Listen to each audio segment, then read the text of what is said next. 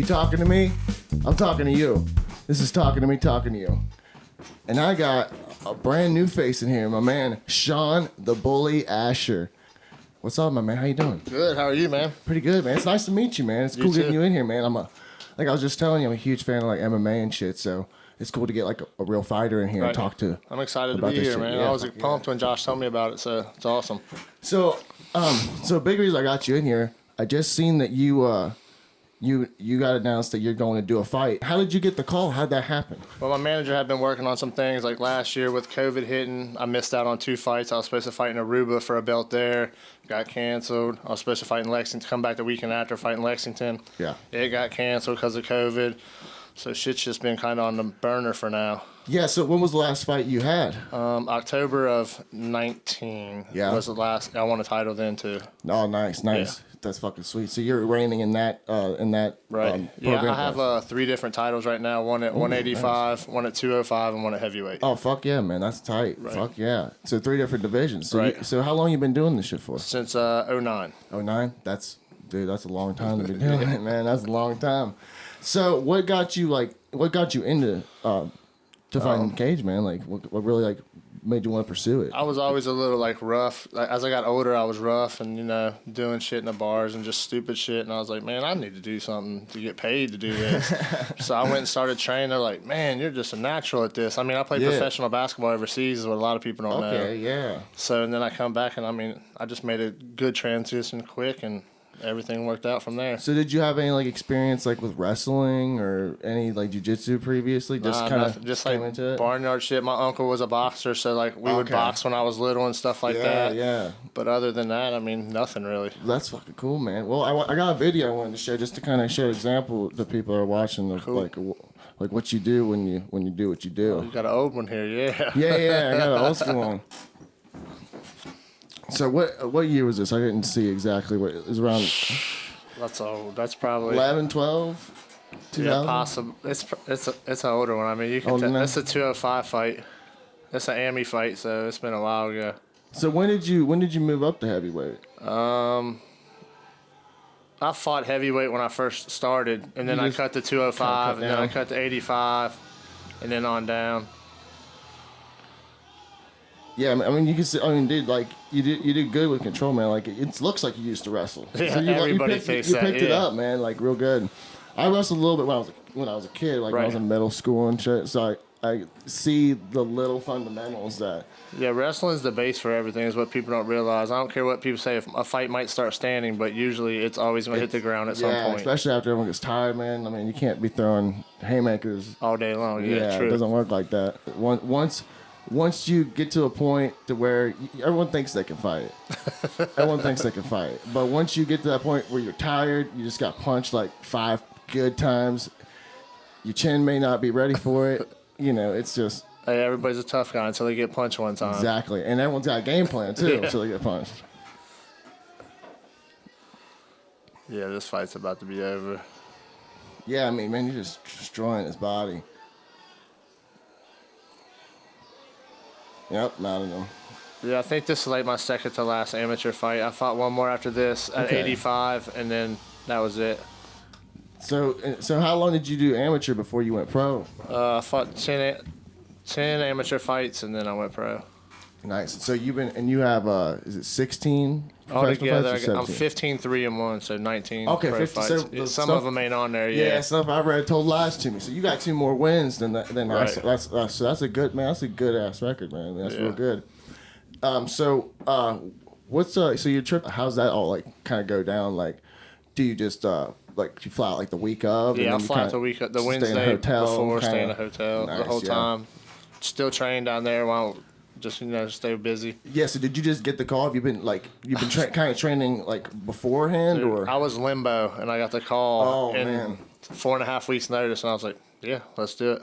Man, that's exciting, man. Just like that's what kind of like that business is all about. To my understanding, is like you're just doing your thing, and then boom, they give you the call, and it's your opportunity. A lot of times it's like that, yeah.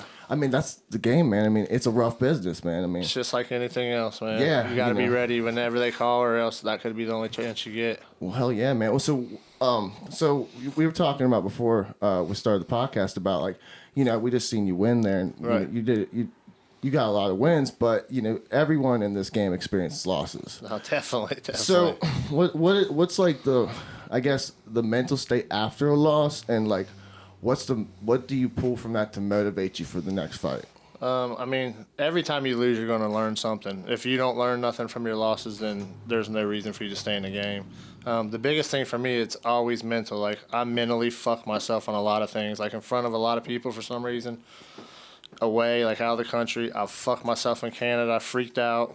Oh, yeah. Like, so is it just going out of the country, kind of just being in a different area, I think it's just I'm so used to my fans and stuff always being there, and me being, like, the main attraction, and then I get over there and somebody else is, and I'm like, oh, shit. Yeah, it's like that bright light effect. Right. You bring that with you everywhere you go, Right. and then that 1 or 2 times you don't have, you're like, oh, it's like a shell shock almost. Yeah, I mean, you have to really be mentally ready, and, like, another thing, like we were talking about the cameras and shit, like, I never was really used to all the cameras being in your face, and I was just like, I think I kind of went into a shell. Yeah, which is like, we do try to keep it more lax here. Like you were talking about people just getting your face. They try to be like the paparazzi, asking you some, shitty questions.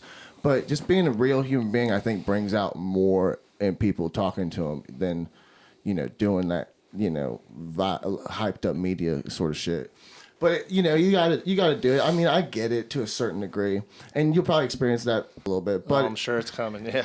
But so what kind of things are you doing to train to prepare for this fight? Like, are you like, are you building mass? Are you working on cardio? Like cardio like crazy right now. My schedule is just ridiculous. Like I do 5 a.m. cardio sessions, then work. A lot of running. Yeah, running, sprints, hills, stuff like that. Then I'll work all day, and then afterwards I'll get a training session in, whether it be jiu-jitsu, Muay Thai, wrestling, or we'll strike, whatever it is for the day. So what do you prefer to do like nowadays? Do you like to take more like grappling attack, or do you like to stand and I think it's no secret. Like I love to grapple. That's my thing. I mean, it always has been, and a lot of people go away from their bread and butter, but it's something that I probably am never going to do. I mean, I noticed a lot of dudes do that. They kind of straight away they learn more. Like even you can see in professional fight like Conor McGregor, he switched from like his karate style to more of a boxing stance, and ended up being more of a straighter target for. But it's a lot of people do, and so you decide to stick with your bread and butter, just do what you know, and fight your way through it with that. We work striking nonstop. My striking is really better than what everybody gives it credit for, but usually I just see something and I'm like, well, fuck, there's my takedown. I'm taking. I ain't waiting. Like even on this dude, my coaches watch some videos and they call me and they're like, come on, man. They said you would take him down all day long. I mean, not being cocky or nothing, but just my wrestling is pretty fucking good. Yeah. So you believe that you're grappling is superior, that you can bring it to the table and use that as your keystone to that victory. Yeah, I feel like anytime I've never felt nobody that just grabbed me or would be grappling or anything and been like, oh shit, you're in trouble. Yeah, man, that's a good place to be in, man, because that's basically you get close to him, you're like, oh man, I got him. Oh, definitely. That's awesome, man. So you're saying you get up at, like you said, around 5 and start your first workout. So how many times a day do you work out to prepare? 2 times a day. So twice a day. Yep. One's based off like probably running, a little more cardio, and then do you do like conditioning and strength in the afternoon kind of deal? Well, it depends. Like so, Mondays is usually like my rest kind of day, but I'll still do like some kind of conditioning or whatever. And then like Tuesdays will be like a striking, grappling day, whatever it is. Yeah. Wednesdays will usually be wrestling. Thursdays back to striking. I mean, I got a pretty set schedule right now, so it's working pretty good. Okay, yeah, cool. So, what's your diet look like? Being like in the heavyweight class. When we started this journey, at this time I was like 270, and now I'm down in the 240s already, and we're only like 2 weeks in. So I really cleaned up my diet a lot. Yeah, like and you look healthy too, man. You look good. I feel super good for this weight right now. And usually I like stay pretty heavy anyway, but I've cleaned up. I cut out all the alcohol. Like I've been eating really clean. Yeah. So it's worked well. How much do you think do you normally weigh going into the cage? Well, usually it depends what weight I fight. Like last time, I think I went in at like in the 240s when I fought heavyweight, 245 or something like that. Yeah.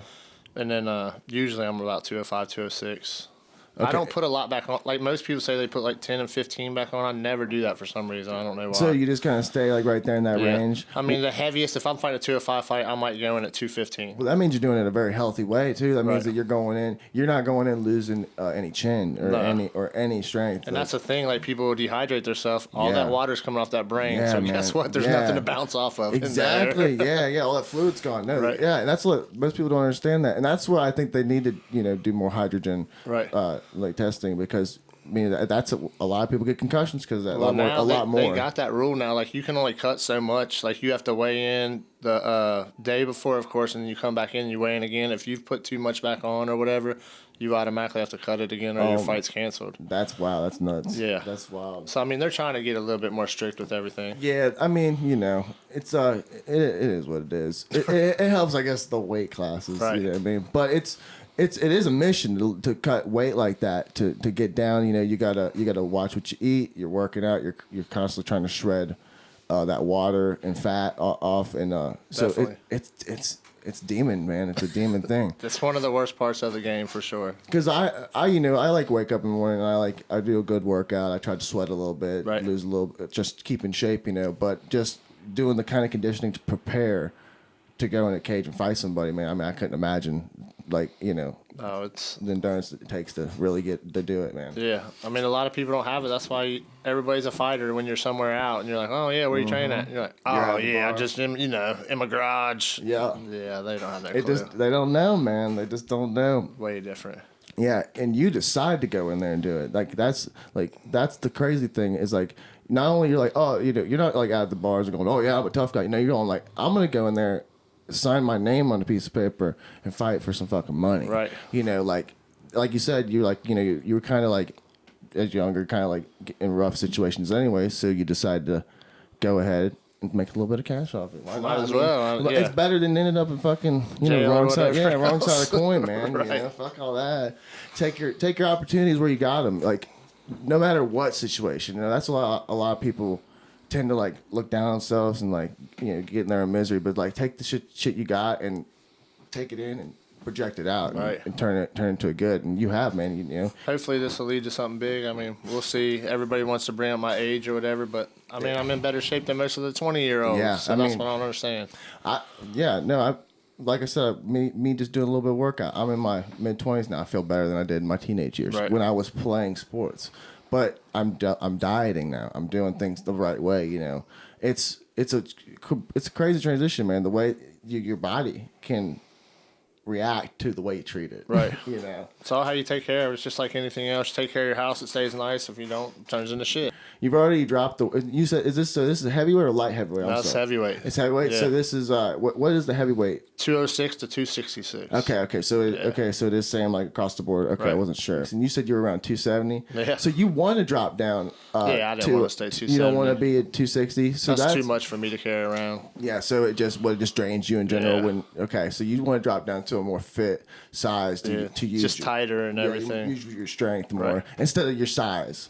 That makes sense, man. I mean, that oxygen's got to go somewhere, and you got all them muscles. You're right. It's sucking it up. You seem to know a lot of the science that goes behind it. I mean, you hire people I have everything. I have nutritionists, Susie McClanahan Lucas. She does a great job for me. I mean, I got trainers, Mike Truitt. Susie does a lot of my stuff. Yeah. I mean, I'm working with some of the best in the game. Roger Bowling, Nathan Fitch, Taylor Roosin right now. I mean, we got some good guys. Yeah, that's awesome, man. That's the way to go, man. You got to do it the right way if you're going to do it. Right. And hiring a team is the best route, no matter what. I mean, last weekend at training alone, we had Roger, he's an ex-UFC guy. We had Shaun Gilmore, he's a Strikeforce guy. Josh and Leonard, he's an up-and-coming guy. Dylan Rink, he's an up-and-coming amateur that's really good. Yeah. Winston Quinn, he's a heavyweight, but I mean, he's getting his shit together. He's really good.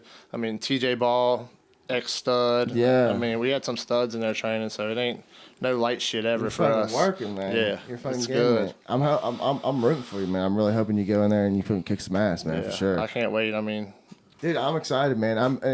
I can't imagine. So, what kind of emotions do you expect going in? You've done it for so long now. So, at this point, what do you kind of expect going in to fight week? I mean, fight week is it's probably the worst week. Like I mentally have breakdowns all the time. Like I'll hear shit on the radio, and I mean, for me, I'm an emotional person. People don't really think that because they're like, "Oh, he's a tough badass."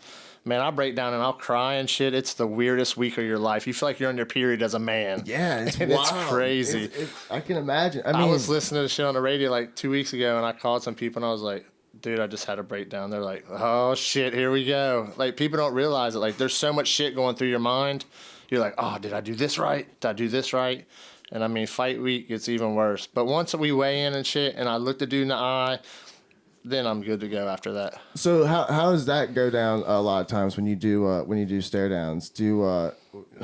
I don't know. Have you ever had a fight where there's been like past like there's some beef going on, or some little bit of shit talk, or is it just business when you go in there? I've never had like I'm always trying to keep it cool and respectable or whatever, but I've never had an issue where like I've never been pushed. Motherfuckers never jumped up in my face, nothing like that. Everybody been super cool, so like I don't know how I'd react if it changed. And yeah, that'd be weird. I mean, I'm not one that's going to just let a motherfucker come out there and push me or something. That ain't happening right then and there. Yeah, no, yeah. I mean, that'd be some crazy shit. Yeah, I mean, we be going, some shit be going on right there. Right there. We ain't waiting, on site. You know what I'm saying? So. But no, but just doing that, so it is all business to you, and you go in there with a sharp mind. Right. You take your emotions that you deal with before, and you fucking flush them out, and it's just straight. Once that music hits and you're walking out, it's all time to go. I mean, it's straight tunnel vision from there. I don't see shit in the crowd. People are always like, "Do you hear me?"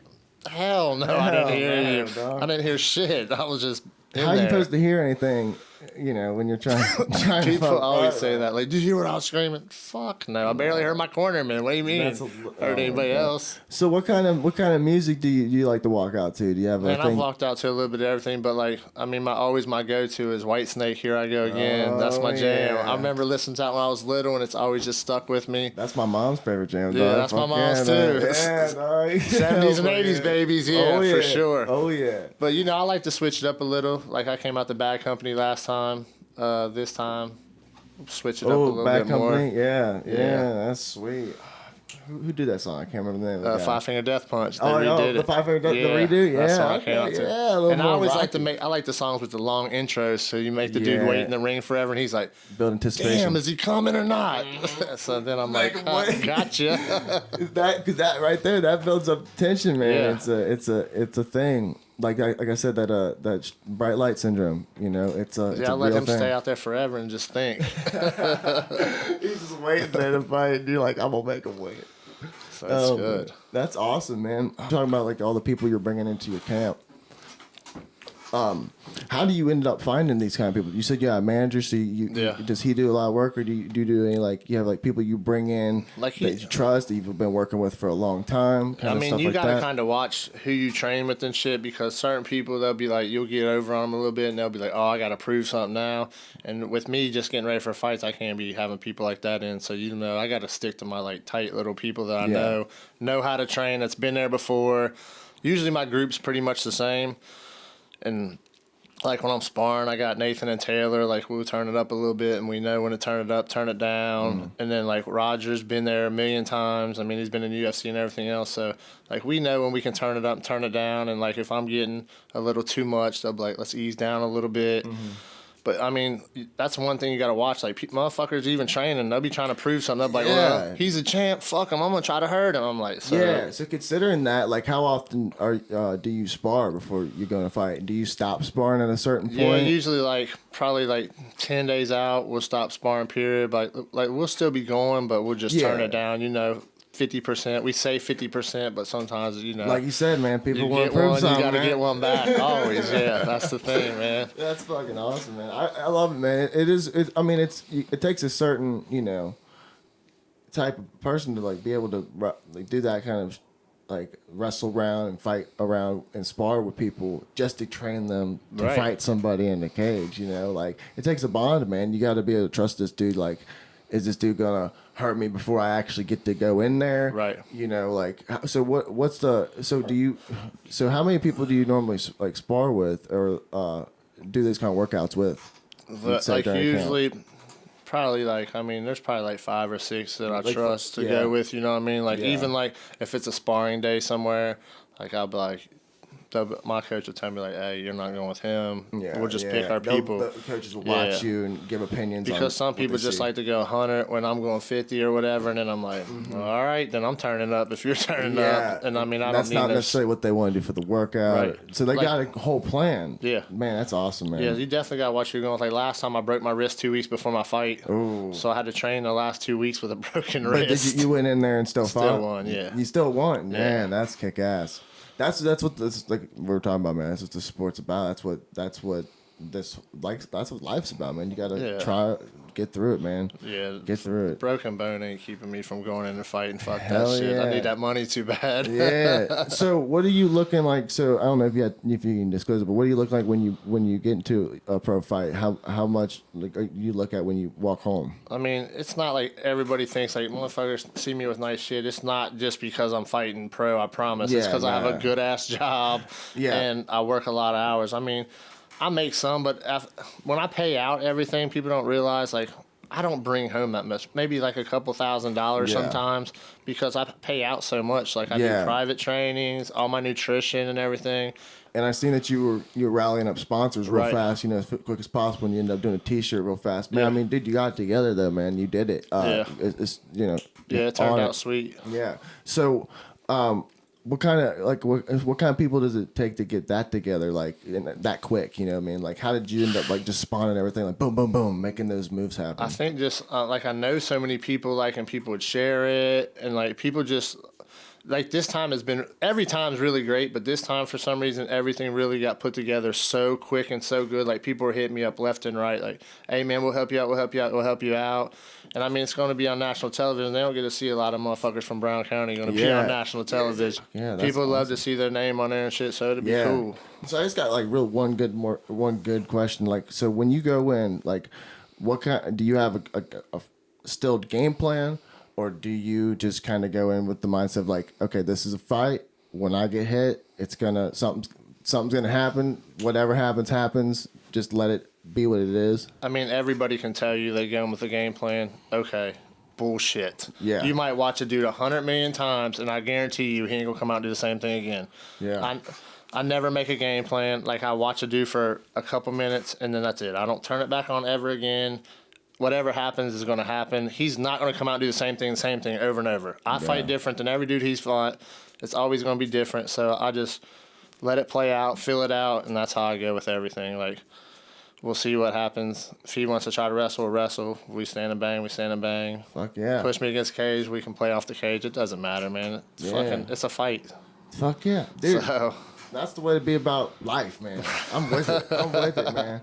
And this has been an awesome fucking episode, man. Thank you so much for coming out, man. Thanks for having me, man. I really appreciate it. This is awesome. It's been fucking talking to me, talking to you. You guys have a good one.